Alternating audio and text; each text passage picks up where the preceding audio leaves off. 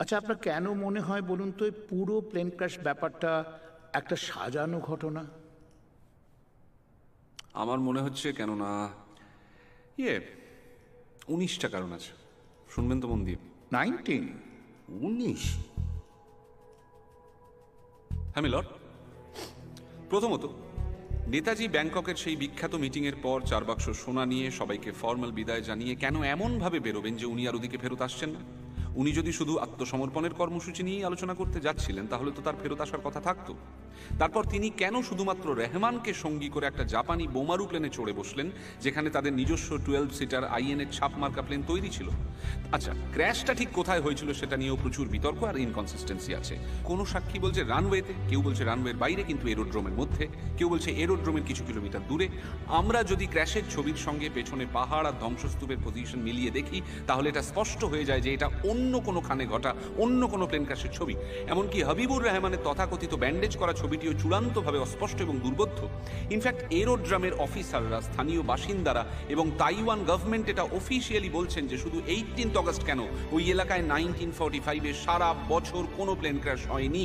সবচেয়ে কাছাকাছি সময় যেটা হয়েছিল সেটা হয়েছিল 1944 সেপ্টেম্বর মাসে। আচ্ছা, কিভাবে প্লেন ক্র্যাশ হয়েছিল তাই নিয়েও নানা মুনির নানা মত। কেউ বলে ডানায় আগুন লাগে, কেউ বলে ইঞ্জিন বার্স্ট করে, কেউ বলে প্রপেলার খুলে আসে। তারপর নানা আই উইটনেসের নানান রকমের বর্ণনা। কেউ বলে নেতাজি আগে বেরিয়ে আসেন, কেউ বলে রহমান আগে, কেউ বলে রহমান নেতাজিকে সাহায্য করে আগুন নেভাতে, কেউ বলে রহমান অজ্ঞান হয়ে যায়, জাপানিরা এসে আগুন নেভায়। নেতাজির ক্ষতর বর্ণনাতেও নানান রকমের ভার্সন। রহমান বলছেন তার কপালে একটা 4 ইঞ্চি লম্বা গভীর ক্ষত ছিল, কিন্তু তার চিকিৎসা করা ডাক্তার ইয়োশিমি বলছেন ছিল না। ইয়োশিমি আবার বলছেন আগুনে পুড়ে তার রক্ত কালো এবং ঘন হয়ে গেছিল, ফলত তার ব্লাড ট্রান্সফিউশন হয়েছিল। কিন্তু সেটা আবার ইয়োশিমি সহকারী চিকিৎসক সুরুতা অস্বীকার করছেন। শেষমেশ 1945 সালে তাইপেই বিমানবন্দরে এরোড্রোমে নেতাজি যে পুড়ে মারা গেছিলেন তার কোনো সন্দেহাতীত সাক্ষ্য প্রমাণ পাওয়া যায় না। পাওয়া যায় না কোনো হসপিটাল রেকর্ড, না এয়ারপোর্ট লগবুক, না পুলিশ বা ফায়ার ডিপার্টমেন্ট, না 1945 সালের ডিটেইল ক্রিমেটোরিয়াম রেজিস্টারে নেতাজি বা অন্য কোনো ক্যাজুয়ালিটির ন্যূনতম কোনো উল্লেখ। ইয়োশিমি এবং সুরুতা বলছেন একমাত্র কানা কান্তা নামে একজনের নামে একটা ডেথ সার্টিফিকেট ইস্যু করা হয়, যদিও মৃত্যুর কারণ দুজনের মতে আলাদা আলাদা লেখা হয়। আরও বড় সন্দেহের কারণ, সেদিনের একমাত্র ক্রিমেটোরিয়াম পারমিট যেটা একটা ডেথ সার্টিফিকেট ভিত্তি করে ইস্যু করা হয় সেটা ছিল ইচিরো ওকুরা নামে এক জাপানি ভদ্রলোকের। 1901 সালে যিনি জন্মগ্রহণ করেন, যার হৃদরোগে মৃত্যু হয়, পুড়ে গিয়ে নয়। আর জেনারেল শিদেই বা ক্র্যাশের কারণে অন্যান্য মৃতদের ক্ষেত্রে সেটুকুও পাওয়া যায়নি।